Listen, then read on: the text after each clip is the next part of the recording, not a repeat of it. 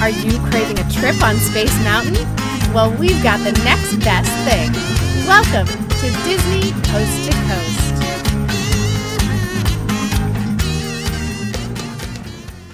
Hey folks, and welcome to Disney Coast to Coast, the ultimate unofficial Disney fan podcast. I'm Jeff DePaoli. And I'm Patrick Dougal. Patrick? Yes. I have to start this week off by thanking one of our lovely listeners/viewers, Johnny17369. I don't know what the numbers mean, but that's his name, Johnny17369. Correct. Well, not corrected, as we were questioning something, if you remember, I think this was a couple weeks ago, about the Paint the Night Martian float. Yes. So we were talking about Paint the Night and how on opening night there was like this whole Martian from Toy Story float that didn't exist, and then a few weeks later it did. Apparently it's from Jubilation Parade from Tokyo. Okay. That's where that float came from. So thank you, Johnny17369. Just wanted to start out that way. And then, of course, huge stuff going on here, especially in Southern California. Yeah. With ComicCon. It's like, basically, if you live in SoCal and you're following people on Twitter from SoCal, that is your entire feed. ComicCon. It's your entire feed for like this whole weekend. So let's start with that. Have to start with the Once Upon a Time news just to get it out of the way. I'll let you announce this one. Yeah, so the newest season of Once Upon a Time, if you're on... Which will be what number? 5. 4. 5. 3, 2, 1. 5. 4 or 5. 4 or 5. I think it's 5. I think it's 5 too.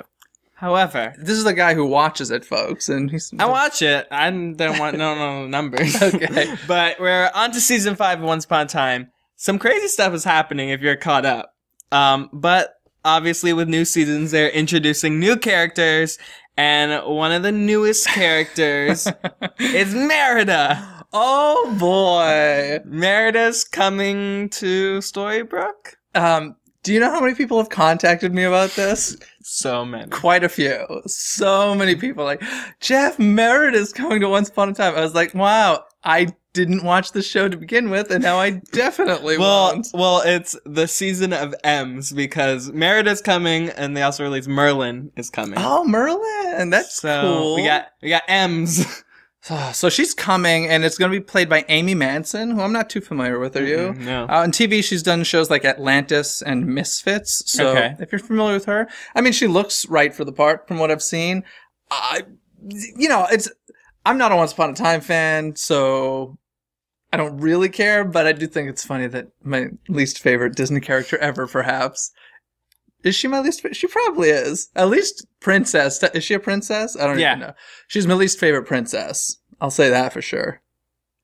You don't like bagpipes? I hate bagpipes. They're so sad. Yeah. Bagpipes are just like depressing to listen to. Ugh. Yeah. Anyway, you've heard this before from me, folks. But that's happening. That's happening. They announced that at Comic-Con. There's quite a few Disney things going on at Comic-Con. I think the biggest, in fact, I think this may have been like the biggest thing that people were looking forward to at Comic-Con. Correct me if you think I'm wrong. But Star Wars was like a massive panel. Mm-hmm. And, well... Way more so than they actually had at Star Wars Celebration. That doesn't surprise me. I wouldn't expect like a huge... Oh, I've never done Star Wars Celebration, but I get the idea that that's more of like a celebration thing versus like announcements. Mm-hmm.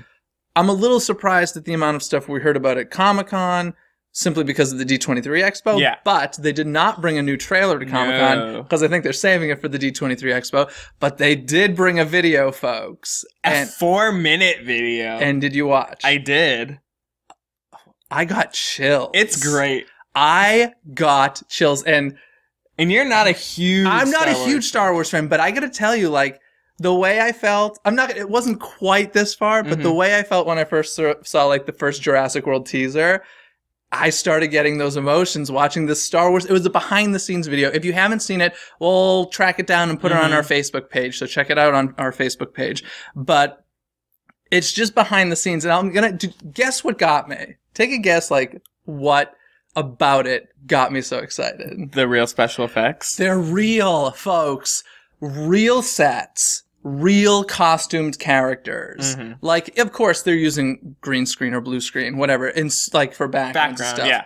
But the entire set is not a blue screen. Yeah.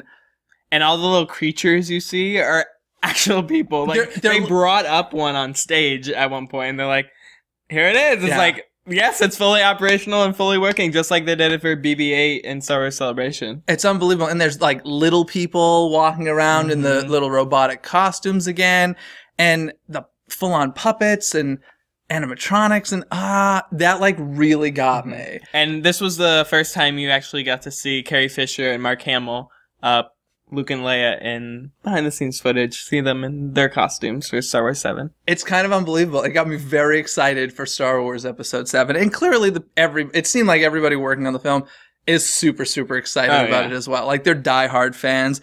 Let's see what else. The real sets were awesome. Here's one thing that's, in listening to J.J. Abrams talk about it, he's kind of disregarding episodes 1 through 3. Mm-hmm. And I gotta say, like, I love George Lucas. I really, really do. Like, I think he is an amazing man. And I feel bad, and I get what people are saying when they say they disregard the originals or they don't have as much respect for them and stuff like that. Like, I get it. But I always think, oh, poor George. Like, that's gotta hurt to hear. A lot. You don't think so? That would crush my soul if I were him. And then he swims in a pool of money. Yeah.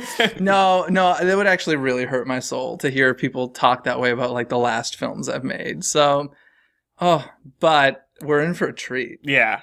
And they also announced Rogue One begins production in like 3 weeks. Mm-hmm. And that's going to be Christmas 2016, a year after this one. So there were some cool Star Wars announcements.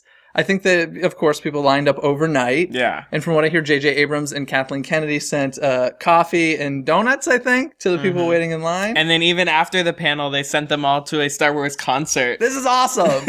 This was cool. Out by, I think, over by the ocean, right? In like an outdoor hat show. Yeah. They had a live orchestra playing Star Wars music, and they gave everybody lightsabers. And I just thought to myself, awesome, but what if you're in like that Star Wars panel and you have plans to go to another panel after? I mean, I'm sure you weren't forced. No, I know, but what would you do? Would you be like, oh no, like Star Wars concert or like this other panel I planned on seeing? That's like my favorite part was they were like, all right, we're going to try to organize this, but we're going to get the whole H to walk somewhere. I'm like, Good luck with that. They probably gave him lightsabers as they left, as like, that's your ticket. Like, you have to have a lightsaber. But there's like half of ComicCon probably just naturally has lightsabers with them anyway. But we've had a cool lightsaber experience when we saw John Williams at the Hollywood Bowl. And it's awesome when like an entire audience takes lightsabers. Although the funniest part there, not totally digressing, but when everybody pulled them out for the Superman things, everyone thinks Superman is Star Wars. It's like, it's not. No, it's a different theme song. But in any case, the Star Wars stuff was huge at Comic-Con. But like you said, we're hoping for a new trailer come D23. I'm sure we will get one. And Harrison Ford showed up too. Yeah. Which everybody was not sure about because of his recent accident. But he was there and seems awesome. Oh, and they like announced the villains for the first time, right? Not the first time. I mean, if you've been like following speculation on the internet and stuff, it's been out there. Cool. And there's like a bunch of villains. So, Star Wars. It's happening.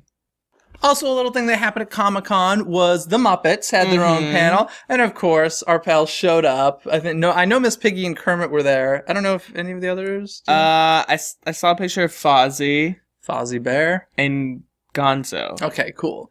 They're so much fun to see in person. Yeah. And of course, they're promoting their new ABC show that's premieres in the fall. But I don't really think there was any like huge news. It was just kind of a Q&A type of panel thing. Yeah. So. But seeing the Muppets is always awesome. You still haven't done that, have you? You've got to do that. Maybe they'll probably be at the expo this year. Probably. I was shocked they weren't last year, but they'll probably will be this year. Cool. So moving on from Comic-Con, unless there's anything else you wanted to say about Comic-Con. No? Let's stay in the whole little movie genre for now. Did you hear about the latest live action thing? It's very interesting. Go ahead. They're going for another route this time. We're looking at a live action Prince Charming movie. Yeah. And we're not sure 100% which prince, though. Yeah. I mean, everyone assumes Prince Charming is Cinderella, but there's been some speculation and rumors that it's going to be like a mixture of just like all princes in general. Okay, that'd be kind of cool if it was one prince hopping from one princess to another. That'd be awesome. Cheating on all the princesses. Oh man, that'd Perfect Disney movie. that'd be hilarious. I love that idea. Yeah, there's been talk about Snow White's prince. Also, I really like this idea: the brother of Cinderella's prince. So Okay. that would be kind of cool. Like, Okay. so he's, you know, the younger brother of Cinderella's prince who will not become king because of his older brother. Yes. I think that would be a very interesting story. I'm pretty sure they're still in pre-production for this, so like they probably don't even know 100% what's going on. But this live action thing's still here, and Still cranking them out. yeah, still cranking them out and trying to get that male audience with the Prince Charming movie. Although I still think that's for a female audience, frankly. But that's kind of cool. Some other movie news you were telling me about. Yeah, so John C. Reilly was doing an interview earlier this week, and he mentioned that he is signed on for a Wreck-It Ralph 2. Cool. Which is interesting because until Frozen 2 was announced, that was really the only, like, sequel that's gone to, like, theaters. Through Walt Disney Animation. Yeah, through Walt Disney Animation. So now it looks like we're getting a Wreck-It Ralph 2. Yeah, the thing that I find most interesting about this, if you've seen Wreck-It Ralph, and it is confirmed that these characters will be returning for Wreck-It Ralph 2, Nintendo characters Are owned by Universal. which Universal has the rights to. Yeah, now. and especially in the interview, or from what I've heard, that Mario is supposed to have a lot to do in the second one. Yeah, so this is interesting. To be honest, when I first heard about Universal buying Nintendo, I was like, good move for them. Never thought about Wreck-It Ralph. Did that ever come to mind for you? No. Yeah, neither for me. Until they announced Wreck-It Ralph 2, and they're like, and the Nintendo characters are coming back, and they're going to try and get Zelda. Yeah. And I was like, whoa. and I was like, well, this will be very, like, kind of... Reversal for Marvel. Yeah, it's like kind of the same problem I feel like they're going to have is they're going to make these characters, I mean, they're hugely famous already, but they're going to make them part of the Disney world, I believe, and then it'd be like, but we can't use them in the parks. Or I wonder if we could here at Disneyland. Like, that would be interesting to see. Like, I think it's going to be similar to Wreck-It Ralph 1, where they'll say they'll have big parts, but like I said, they'll just be like passing or secondary characters when we'll still have the original characters as some of the main plot line. Yeah, the Wreck-It Ralph is one of those movies that, like, I enjoy it. I think it's a fun premise. I think the nostalgia portion of it is like the best part of it, with characters like Mario and such. So that's fun. I think they could do a lot with a sequel to this. It's a fun movie, so I'm excited. A lot of sequels in this new renaissance. Well, yeah. Ugh. It's becoming Pixar now. Yeah, I think that's a mistake, and I think that Frozen has. So I'm trying to think if there were Rescuers and Rescuers Down Under was a sequel, and then what was it? 20 years until Frozen 2. Yeah, 20 years plus. It's been a while. So I'm not crazy about going down that road. And honestly, I'm a little surprised that John Lasseter is going down that road because I remember when he took over in his current position as the head of Walt Disney Animation, I don't know if you remember this, but there was, I can't remember which DVD it was, but there was some DVD that came out that had a trailer for Dumbo 2. Okay. And it never came out. And people were like, well, whatever happened to Dumbo 2? And apparently one of the first things John Lasseter did was take it off the production line because he was like, no, we don't make sequels to our Walt Disney classics. And Cars 2. Yeah. Well, Walt Disney Animation. Yeah. Like, Pixar is its own thing. I get it.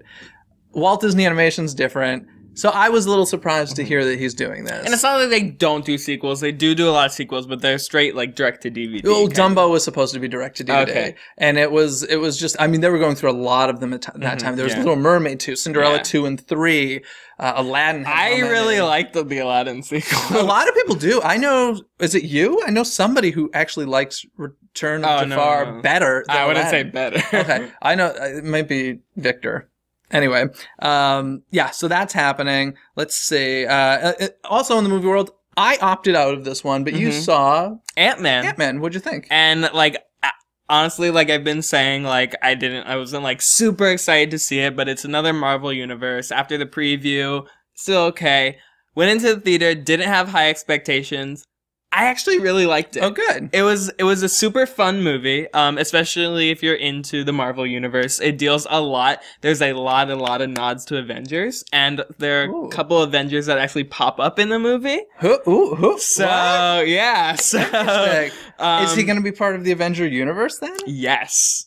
Did we know this before seeing the Not movie? like super official, but yeah, definitely stay through the credits.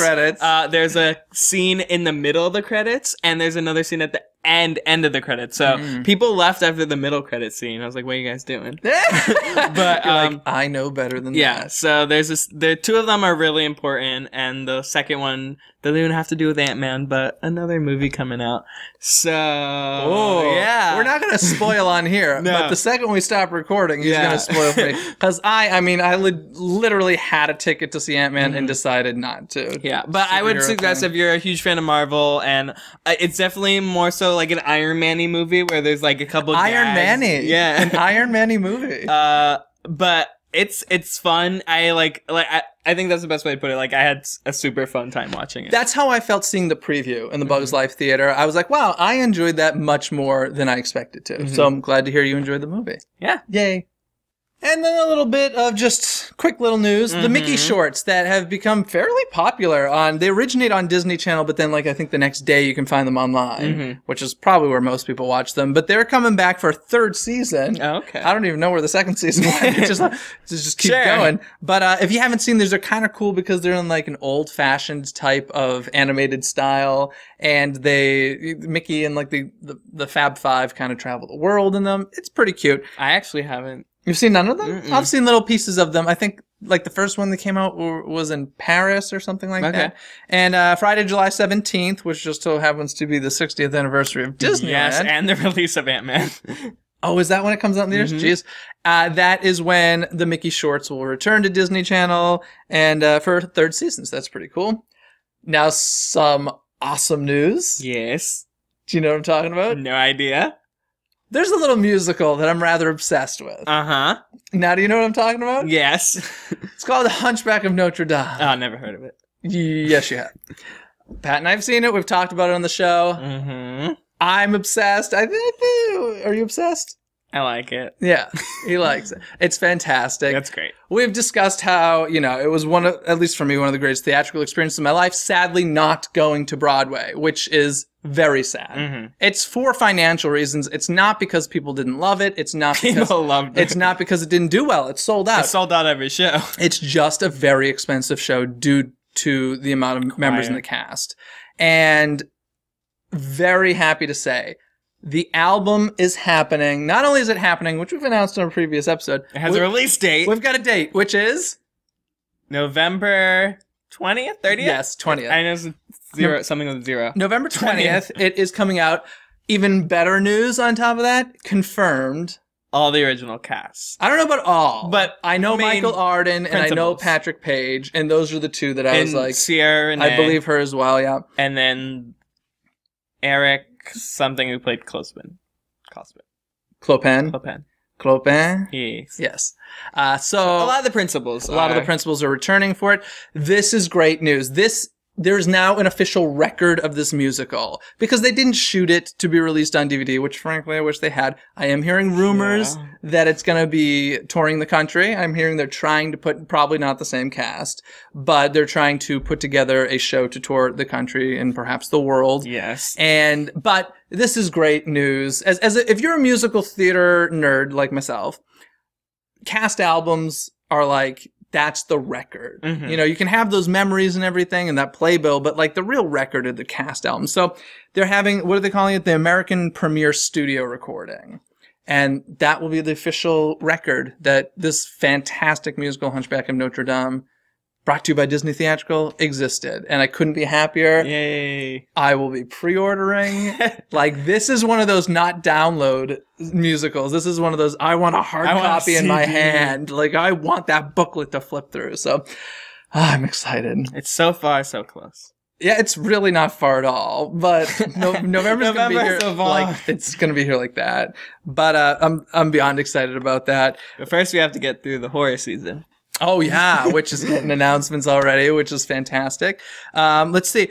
Beyond that, I want to talk to you a little bit about Avatar Land, because there's been some stuff I've been hearing, and we've been hearing a lot of rumors. I feel like some stuff is being officially announced now. First of all, and I don't know the answer to this, maybe you do. Is it going to be called Avatar Land? Because I think that's lame. That is kind of lame, but I feel like that's the official title. That's what I keep hearing. Unless they just title it as Pandora, which is the planet. I think that would be smarter. Or like, so the Wizarding World of Harry Potter. What could like Avatar Land be? The Pandorific world of Avatar. No. Pandorific. Copyright. Now I don't know. I hope they call it Pandora. I feel like Avatar Land is a cop out, and I feel like Imagineering should be better than that. Yeah. Like, I don't want to see on a map Avatar Land. I want to see Pandora. So, in any case, Avatar Land, the Banshee Flight Simulator, we've talked about on this show. A long time ago. And we've discussed how, at the time, I feel like it was kind of rumors about the whole, it's going to be similar to Soarin'. Confirmed, it will be similar to Soarin', but supposedly more intense. So, Soarin's kind of a nice, calm ride. I'm sure this is going to be, like most of these types of rides, something goes wrong, is my guess. And I hope it's more than the same ride system. Yeah, I do too. Do you think it'll be 3D? I think it'll at least be 3D. Can you do a screen that large in 3D? Yeah. Yes. Sure, let's do it. Yes. We'll find out. I mean, I guess King Kong and yeah. I feel like if something similar to like Gringotts or Forbidden Journey, where it is like 3D but still kind of like a live action kind of thing. Gotcha. I hope That'd so. be cool. I hope it's something like that'd be great if we move to multiple screens. Yeah. That would make me make me happy. Multiple screens would be good. So in any case, we are getting a similar to Soarin' type of thing. What else? This I hadn't heard about, and I might have just been like in the dark about this one. But the indoor boat ride. Yeah. Well, it's indoor, outdoor. Okay. I didn't, the thing that got me is when they described it like as a Pirates of the Caribbean type attraction. Okay. And I was like, oh, really? And you ride through the illuminated forest. So obviously this is like a D-ticket type of thing. But I'm actually kind of more excited for that. I just think that's going to be like beautiful. Yeah. Oh, yeah. And so if you're going through the illuminated forest, that means the ride has to take place at night, which means mostly indoor show, I believe. So that'll be super cool. Something I hadn't heard. Maybe I've just been ignoring the Avatar stuff because I'm not a huge Avatar fan. But the Tree of Life is actually getting some like cool lighting effects put into it, which should be beautiful and necessary. I mean, they light it nice at night anyway. Yeah. But I think there's going to be like fiber optics all over it and such. So that should be really beautiful. The Paint the Night Tree of Life edition. Yeah, the Pandorific Tree of Life. Copyright, Pandorific. There Boom. It is. That makes you just think of pandas. Pandorific. It's Animal Kingdom. Why the heck not, right? Pandas. Pandorific. And one other thing that I'm still curious about, I want your official opinion on this. Yes. That flying creature that opens New Fantasyland at Walt Disney World. If you remember the flying dragon that they used only on a press night. One time. But marketed it towards everyone. Yeah. What do you think he or she is for Pandora? On a daily basis? Yeah. Or on a weekendly basis. No? What do you think they were doing? They don't build these massive mechanics for one night. I mean, they've like, people have rumored it, but I think, like, it did well that one night, but I don't think it's a permanent thing. But they've got other plans for it. From what they premiered, I don't think they'll premiere that exact same thing. If they update it or do something. Oh yeah, no. I'm not saying like that exact dragon. I'm saying that technology, this possibly fire-breathing, flying something. You don't think is going to be part of Pandora? Honestly, no. Maybe it's part of the nighttime spectacular at Animal Kingdom. Here's to hoping. Dragon. Well, see, aren't there flying creatures in Pandora? Yes, but they don't breathe fire, so what's the point of that? Well, these, in the story of the theme park, they do breathe fire. No. I didn't know they didn't breathe fire. Yeah, no. It's a cool dragon. I know, but it doesn't breathe fire. I'll put it to you this way. When it gets closer to the opening of Avatar Land, I suggest we hang out near Imagineering at night and watch the skies to see if there's any bioluminescent dragon. That would be amazing. Anywho, that doesn't breathe fire. That's what I got for Avatar news. How about anything you want to add? I know there have been some like construction updates. I see some construction photos that are surprising because like I'm finally seeing things now, which is pretty exciting. But it's still all like basic scaffolding and stuff. So just waiting for D23 Parks panel. Yeah, seriously, if they don't have major announcements, there's going to be a lot of angry people.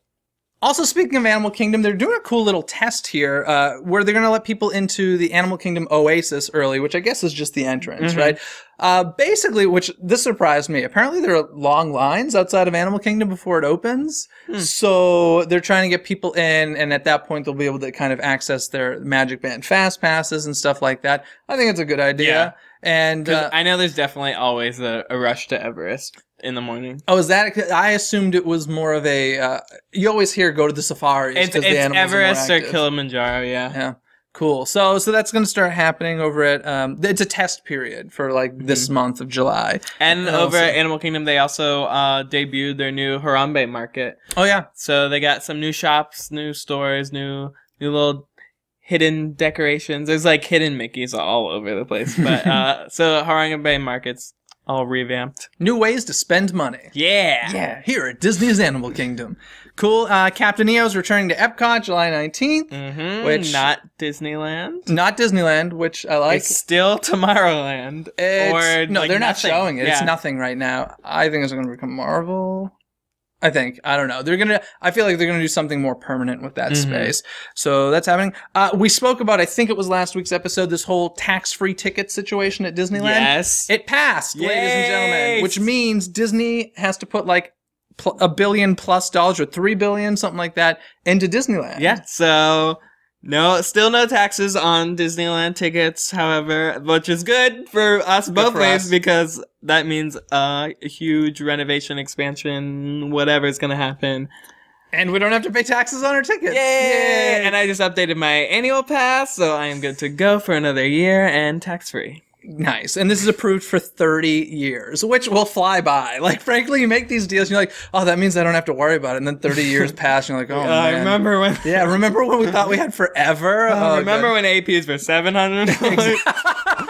1,500. 1,500, 2,000, whatever. So let's see. It was approved for 30 years, 5.5 hours of public comment and debate over this. 5.5 hours. Yeah. That's a long time. That should have been 5 minutes. Yeah, it was a 3-2 vote. It happened at 1 a.m. Like, there was some controversy over this. People didn't want it. You know, the city of Anaheim were like, I don't see the benefits. And it's like, you got Disneyland. Yeah. They bring in a lot of money and employment to you guys. So, but what this means is that Disneyland is required to begin construction by the end of 2017. And they need to finish within 7 years. So that's quite a long time. Yeah. They should have been like, I would have been like, well, vote yes if you do it at universal speed. Yeah. That's what I would have You said. need to start now and finish in 2 years. But here's the other thing. This contract could be extended for another 15 years if they do a separate $500 million project, which apparently they have in their minds. But if that happens... $500 million. Can you build a water park for $500 million? I feel like you can. Toy Story parking lot. Good space for a little water park. Let's, Toy Story water park. Could happen. Yeah. Honey, I Shrunk the Kids water park. Maybe not. Score! It will definitely be. Maybe if not. any water park, it's going to be an exact replica of Blizzard Beach, but it'll be like frozen. Oh, God. Summer melting fun. Do you really think they might do that to Blizzard Beach? Make it a frozen... What? Did they create a little frozen area? No. Which is That's surprising. I'm surprised they didn't make like a kiddie area, a frozen area. But maybe they're just like... The Imagineers are like, guys, no. Like, we're done. What we need is there's a whole blueprint out there already of a Star Wars park with the Death Star as the Epcot globe and... Just make that happen. Not for $500 million. You can't take the whole. We'll give you $6 billion, like Tokyo Sea, right out of our pocket. Yeah, right out of our pocket. I was going to ask you, just out of curiosity, what if? So we all know about the whole Marvel issue at Walt Disney World, the canon of characters, because of Universal. what if we got all the Marvel stuff here at Disneyland, but that meant Star Wars was only at Walt Disney World? No. No, because you'd be angry, or no, because you don't think it would work for the company? No, they would never. It would never do that. They would never split it up. But I can tell you, you can have your cake and eat it too, from rumors that I've heard. Me too. Yeah, we're gonna be getting both. There's no question about it. Actually, we definitely are with Interventions. Yeah. Top floor, bottom floor. What top floor Marvel? Top floor Marvel, bottom floor Star Wars. Opening when? Soon. November? Is that what I heard? I don't know if it's that soon. I've heard like early next year, but I heard this year. Surprise me, Disney. Yeah, surprise us. And before we move on from here, I am just curious. Oh, actually, speaking of Marvel, the Marvel Experience Tour was canceled. Ooh. Did you hear about this? No. Marvel Experience, I experienced it when it was here in San Diego. You opted out. To be honest, I didn't love it. It was this traveling theme park. It was what I got out of it was, first of all, as you know, I'm not a huge Marvel fan, but I wanted the whole traveling theme park experiences, which is why I checked it out. If you don't live near a theme park, maybe it would be cool, but overall underwhelming. Yeah. All of a sudden just announced, this isn't happening anymore. So I thought that was weird. But I just wanted to mention that. They canceled the rest of their tour. Ouch. Ticket sales weren't good, apparently. And before we go, I do want to ask, Disneyland 60th is this Friday. Yes, it is. We will be there. Yes. What are your hopes? Because they haven't really announced anything. Yeah, nothing. I even looked, I've heard rumors like it might be opening earlier. I looked at the park schedule. It's still 8 a.m. opening. There's no like crazy daily schedule thing. But there never is for an anniversary. Yeah. They just kind of do like a nice presentation. And I honestly have no idea what could happen or what's going to happen, or I have no idea what I can hope to happen. I don't want anything big. I just want... we have mentioned how they're encouraging people to dress dapper. But I just want like a nice, like honoring the park, what it is. Yeah. Like, Walt's going to come out. He's going to do his opening speech. It's not true, but they will play his opening speech, at which point I'll be like, oh my God. He's going to come out and there'll be a Walt face character you can meet and greet with. That would make me so happy. I would wait several hours. I would. Oh yeah. Are you kidding? I feel like you'd be so like appalled that they had a Walt face character. I would so wait for a meet and greet with a Walt face character. Well, they did, and they did in that parade at Walt Disney World.